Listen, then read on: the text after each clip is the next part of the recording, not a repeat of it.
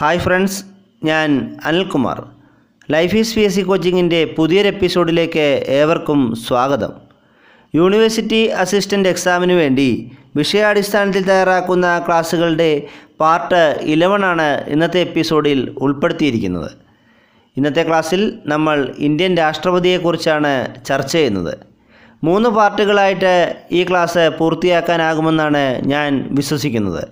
ഇതിൽ ഒന്നാമത്തെ പാർട്ടിൽ ഇന്ത്യൻ രാഷ്ട്രപതിയുടെ തിരഞ്ഞെടുപ്പ്, ഭരണഘടനാ വകുപ്പ്, യോഗ്യത, ശമ്പളം, ഇംപീച്ച്മെൻറ്റ്, നിയമനങ്ങൾ എന്നിവയെക്കുറിച്ചാണ് നമ്മൾ ചർച്ച ചെയ്യുന്നത്.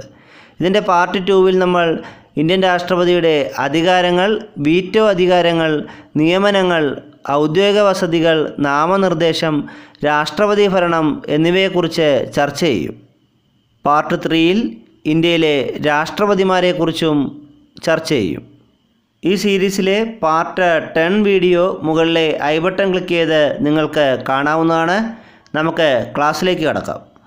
ഇന്ത്യ രാഷ്ട്രപതി ഒരു റിപ്പബ്ലിക്കൻ രാഷ്ട്രത്തിൻ്റെ തലവൻ, പ്രഥമ പുരുഷൻ, പ്രഥമ പൗരൻ, സർവ സൈന്യാധിപൻ, പരമോന്നത അധികാരി എന്നെല്ലാം അറിയപ്പെടുന്നത് രാഷ്ട്രപതിയാണ്. ഒരു റിപ്പബ്ലിക്കൻ രാഷ്ട്രത്തിൻ്റെ തലവൻ, പ്രഥമ പുരുഷൻ, പ്രഥമ പൗരൻ, സർവ സൈന്യാധിപൻ, പരമോന്നത അധികാരി എന്നെല്ലാം അറിയപ്പെടുന്നത് ആരാണ്? രാഷ്ട്രപതിയാണ്. ഭരണഘടന അനുസരിച്ച് ഇന്ത്യൻ യൂണിയൻ്റെ എക്സിക്യൂട്ടീവ് അധികാരങ്ങളെല്ലാം നിക്ഷിപ്തമായിരിക്കുന്നത് രാഷ്ട്രപതിയിലാണ്. ഭരണഘടന അനുസരിച്ച് ഇന്ത്യൻ യൂണിയൻ്റെ എക്സിക്യൂട്ടീവ് അധികാരി ആരാണ്? രാഷ്ട്രപതിയാണ്. ഇന്ത്യൻ രാഷ്ട്രപതിയെക്കുറിച്ച് പരാമർശിക്കുന്ന ഭരണഘടനാ വകുപ്പ് ആർട്ടിക്കിൾ 52 ആണ്. അപ്പോൾ ആർട്ടിക്കിൾ 52ലാണ് ഇന്ത്യൻ രാഷ്ട്രപതിയെക്കുറിച്ച് പരാമർശിക്കുന്ന ഭരണഘടനാ വകുപ്പ്. അടുത്തതായി രാഷ്ട്രപതി തിരഞ്ഞെടുപ്പിനെക്കുറിച്ചാണ്. രാഷ്ട്രപതി തിരഞ്ഞെടുപ്പിനെക്കുറിച്ച് പരാമർശിക്കുന്ന ഭരണഘടനാ വകുപ്പ് ആർട്ടിക്കിൾ 54ആണ്. അപ്പോൾ ഇന്ത്യൻ ഭരണഘടനയുടെ ആർട്ടിക്കിൾ 54ലാണ് രാഷ്ട്രപതി തിരഞ്ഞെടുപ്പിനെക്കുറിച്ച് പറയുന്നത്. രാഷ്ട്രപതി തിരഞ്ഞെടുപ്പ് എന്ന ആശയം നമ്മൾ കടമെടുത്തിരിക്കുന്നത് അയർലൻഡിൽ നിന്നുമാണ്. രാഷ്ട്രപതി തിരഞ്ഞെടുപ്പ് എന്ന ആശയം കടമെടുത്തിരിക്കുന്നത് എവിടെ നിന്നാണ്? അയർലൻഡ്.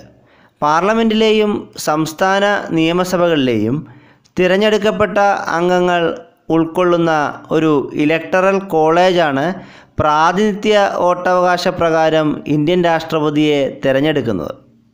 അപ്പോൾ ഇന്ത്യൻ രാഷ്ട്രപതിയെ തിരഞ്ഞെടുക്കുന്നത് ആരാണ്? പാർലമെൻറ്റിലെയും സംസ്ഥാന നിയമസഭകളിലെയും തിരഞ്ഞെടുക്കപ്പെട്ട അംഗങ്ങൾ ഉൾക്കൊള്ളുന്ന ഒരു ഇലക്ടറൽ കോളേജാണ്. അവർ പ്രാതിനിധ്യ വോട്ടവകാശ പ്രകാരമാണ് ഇന്ത്യൻ രാഷ്ട്രപതിയെ തിരഞ്ഞെടുക്കുന്നത്. ഈ പ്രാതിനിധ്യ വോട്ടവകാശം എന്നാൽ ഈ പാർലമെൻറ്റിലെയും നിയമസഭകളിലെയും അംഗങ്ങൾ എന്ന് പറയുന്നത് ജനപ്രതിനിധികളാണല്ലോ. അപ്പോൾ ജനങ്ങൾക്ക് വേണ്ടി ഈ പ്രതിനിധികൾ വോട്ട് രേഖപ്പെടുത്തുന്നതിനെയാണ് പ്രാതിനിധ്യ വോട്ടവകാശം എന്ന് അറിയപ്പെടുന്നത്. ഇനി രാഷ്ട്രപതി തിരഞ്ഞെടുപ്പിന് നേതൃത്വം വഹിക്കുന്നത് കേന്ദ്ര ഇലക്ഷൻ കമ്മീഷനാണ്. അപ്പോൾ ഇലക്ഷൻ കമ്മീഷൻ്റെ ക്ലാസ്സിൽ നമ്മളത് പറഞ്ഞിട്ടുള്ളതാണ്. രാഷ്ട്രപതി തിരഞ്ഞെടുപ്പിന് നേതൃത്വം വഹിക്കുന്നത് കേന്ദ്ര ഇലക്ഷൻ കമ്മീഷനാണ്. ഇത് സംബന്ധിച്ചുള്ള തർക്കങ്ങൾ പരിഹരിക്കുന്ന കോടതി സുപ്രീം കോടതിയാണ്. അപ്പോൾ രാഷ്ട്രപതി തിരഞ്ഞെടുപ്പ് സംബന്ധിച്ച് എന്തെങ്കിലും തർക്കങ്ങൾ ഉണ്ടാകുകയാണെങ്കിൽ അത് പരിഹരിക്കുന്ന കോടതി സുപ്രീം കോടതിയാണ്. അടുത്തത് ഇന്ത്യൻ രാഷ്ട്രപതി ആകാനുള്ള യോഗ്യതയാണ്. അതായത് രാഷ്ട്രപതി തിരഞ്ഞെടുപ്പിന് മത്സരിക്കുന്നതിനുള്ള യോഗ്യതകളാണ്. പ്രധാനമായും പറയുന്ന യോഗ്യത, ഇന്ത്യൻ രാഷ്ട്രപതി ആകുന്നയാൾ ഇന്ത്യൻ പൗരൻ ആയിരിക്കണം.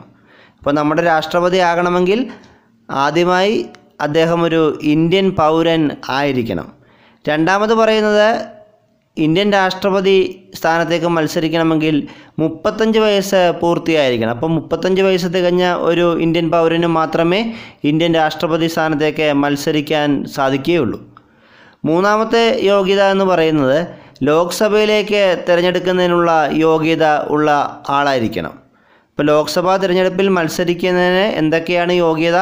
ആ യോഗ്യത ഉള്ള ആൾക്ക് മാത്രമേ രാഷ്ട്രപതി തിരഞ്ഞെടുപ്പിനും മത്സരിക്കാൻ സാധിക്കുകയുള്ളൂ. നാലാമത്തത്, കേന്ദ്ര സംസ്ഥാന സർക്കാരുകളുടെ കീഴിൽ ആദായകരമായ പദവികൾ വഹിക്കുന്ന വ്യക്തി ആവരുത്. അപ്പോൾ ഇന്ത്യൻ രാഷ്ട്രപതി സ്ഥാനത്തേക്ക് മത്സരിക്കുന്ന വ്യക്തി കേന്ദ്ര സംസ്ഥാന സർക്കാരുകളുടെ കീഴിൽ ആദായകരമായ പദവികൾ വഹിക്കുന്ന വ്യക്തി ആവാൻ പാടില്ല. അപ്പോൾ എന്തൊക്കെയാണ് ഇന്ത്യൻ രാഷ്ട്രപതിയാകാനുള്ള യോഗ്യത? ഇന്ത്യൻ പൗരനായിരിക്കണം, 35 വയസ്സ് പൂർത്തിയായ ആളായിരിക്കണം, ലോക്സഭയിലേക്ക് തിരഞ്ഞെടുക്കുന്നതിനുള്ള യോഗ്യതയുള്ള ആളായിരിക്കണം, കേന്ദ്ര സംസ്ഥാന സർക്കാരുകളുടെ കീഴിൽ ആദായകരമായ പദവികൾ വഹിക്കുന്ന വ്യക്തി ആവരുത്. ഇന്ത്യൻ രാഷ്ട്രപതിക്ക് സത്യവാചകം ചൊല്ലിക്കൊടുക്കുന്നത് ആരാണ്? സുപ്രീം കോടതി ചീഫ് ജസ്റ്റിസാണ് ഇന്ത്യൻ രാഷ്ട്രപതിക്ക് സത്യവാചകം ചൊല്ലിക്കൊടുക്കുന്നത്. ഇന്ത്യൻ രാഷ്ട്രപതി രാജി സമർപ്പിക്കുന്നത് ആരുടെ മുൻപാകെയാണ്? ഉപരാഷ്ട്രപതിയുടെ മുൻപാകെയാണ് ഇന്ത്യൻ രാഷ്ട്രപതി രാജി സമർപ്പിക്കുന്നത്. അപ്പോൾ ഉപരാഷ്ട്രപതി രാജി സമർപ്പിക്കുന്ന ആരുടെ മുൻപാകെയാണ്? അത് തിരിച്ച് രാഷ്ട്രപതിയുടെ മുൻപാകെയാണ്. ഇന്ത്യൻ രാഷ്ട്രപതിയുടെ കാലാവധി 5 വർഷമാണ്. അപ്പോൾ ഇന്ത്യൻ രാഷ്ട്രപതിയുടെ കാലാവധി എത്ര വർഷമാണ്? 5 വർഷമാണ്. ഇന്ത്യൻ രാഷ്ട്രപതിയുടെ ശമ്പളം 5 ലക്ഷം രൂപയാണ്. അപ്പോൾ പുതുക്കിയ ശമ്പളമാണിത്. ഇന്ത്യൻ രാഷ്ട്രപതിയുടെ പഴയ ശമ്പളം നമ്മൾ പഠിച്ചിരിക്കുന്നത് 1.5 ലക്ഷം രൂപയാണ്. എന്നാൽ ഇപ്പോൾ പുതുക്കിയ ശമ്പളം 5 ലക്ഷം രൂപയാണ് ഇന്ത്യൻ രാഷ്ട്രപതിയുടെ ഒരു മാസത്തെ ശമ്പളം. രാഷ്ട്രപതി സ്ഥാനത്തിന് ഒഴിവുണ്ടാകുന്ന പ്രധാന സാഹചര്യങ്ങൾ ഏതൊക്കെയാണ്? 3 സാഹചര്യങ്ങളിലാണ് രാഷ്ട്രപതി സ്ഥാനത്തിന് ഒഴിവുണ്ടാവുക. 1 മരണം, 2 രാജി, 3 ഇംപീച്ച്മെൻറ്റ്. അപ്പോൾ രാഷ്ട്രപതി മരണപ്പെട്ട് രാഷ്ട്രപതി സ്ഥാനത്തിന് ഒഴിവുണ്ടാകാം. രാഷ്ട്രപതിക്ക് രാജിവെക്കാനുള്ള അവകാശമുണ്ട്, അങ്ങനെയും ഒഴിവുണ്ടാകാം. 3-മത്തത് ഇംപീച്ച്മെൻ്റാണ്. ഇംപീച്ച്മെൻറ്റ് നമ്മൾ പഠിച്ചിട്ടുള്ളതാണ്. പാർലമെൻറ്റാണ് ഇംപീച്ച് ചെയ്യുന്നത്. എന്തിനാണ് രാഷ്ട്രപതിയെ ഇംപീച്ച് ചെയ്യുന്നത്? രാഷ്ട്രപതി ഭരണഘടനാ വിരുദ്ധമായി പ്രവർത്തിക്കുമ്പോഴാണ് പാർലമെൻറ്റ് രാഷ്ട്രപതിയെ ഇംപീച്ച് ചെയ്യുന്നത്. രാഷ്ട്രപതി സ്ഥാനത്തിന് ഒഴിവ് വന്നാൽ എത്ര കാലയളവിനുള്ളിലാണ് ആ ഒഴിവ് നികത്തേണ്ടത്? 6 മാസത്തിനുള്ളിൽ രാഷ്ട്രപതി സ്ഥാനത്തിന് ഒഴിവ് വന്നാൽ ആ സ്ഥാനം നികത്തണം. രാഷ്ട്രപതി സ്ഥാനത്തിന് ഒഴിവ് വന്നാൽ ആ സ്ഥാനം വഹിക്കേണ്ടത് ആരാണ്? ഉപരാഷ്ട്രപതിയാണ്. അപ്പോൾ രാഷ്ട്രപതി സ്ഥാനത്തിന് ഒഴിവ് വന്നാൽ രാഷ്ട്രപതിയുടെ സ്ഥാനം വഹിക്കേണ്ടത് ആരാണ്? ഉപരാഷ്ട്രപതിയാണ്. എന്നാൽ ചില പ്രത്യേക സാഹചര്യങ്ങളിൽ രാഷ്ട്രപതിയും ഉപരാഷ്ട്രപതിയും ഇല്ലാതെ വന്നാൽ രാഷ്ട്രപതിയുടെ സ്ഥാനം ആരാണ് വഹിക്കുന്നത്? സുപ്രീം കോടതി ചീഫ് ജസ്റ്റിസാണ്. അപ്പോൾ വളരെ അപൂർവമായ ഇങ്ങനൊരു സാഹചര്യം ഉണ്ടാവുകയുള്ളൂ. രാഷ്ട്രപതിയും ഉപരാഷ്ട്രപതിയും ഇല്ലാതെ വന്നാൽ ആ സ്ഥാനം വഹിക്കുന്നത്, രാഷ്ട്രപതിയുടെ സ്ഥാനം വഹിക്കുന്നത് സുപ്രീം കോടതി ചീഫ് ജസ്റ്റിസാണ്. ഇങ്ങനെ രാഷ്ട്രപതിയുടെ സ്ഥാനം വഹിച്ച ഏക സുപ്രീം കോടതി ചീഫ് ജസ്റ്റിസ് മുഹമ്മദ് ഹിദായത്തുള്ളയാണ്. ഹിദായത്തുള്ള ആണ് ഇങ്ങനെ രാഷ്ട്രപതിയുടെ സ്ഥാനം വഹിച്ച ഏക സുപ്രീം കോടതി ചീഫ് ജസ്റ്റിസ്. ഭരണഘടനാ ലംഘനം നടത്തിയാൽ രാഷ്ട്രപതിയെ നീക്കം ചെയ്യുന്ന നടപടിക്രമത്തിനെയാണ് നമ്മൾ ഇംപീച്ച്മെൻറ്റ് എന്ന് പറയുന്നത്. നമ്മൾ നേരത്തെ പറഞ്ഞു, ഭരണഘടനാ ലംഘനം നടത്തുമ്പോഴാണ് രാഷ്ട്രപതിയെ പാർലമെൻറ്റ് ഇംപീച്ച്മെൻറ്റിന് വിധേയനാക്കുന്നത്. ഈ ഇംപീച്ച്മെൻറ്റ് എന്ന ആശയം ഇന്ത്യ കടമെടുത്തത് USA-യിൽ നിന്നുമാണ്. ഇംപീച്ച്മെൻറ്റ് എന്ന ആശയം കടമെടുത്തിരിക്കുന്നത് എവിടെ നിന്നാണ്? USA-യിൽ നിന്നുമാണ്.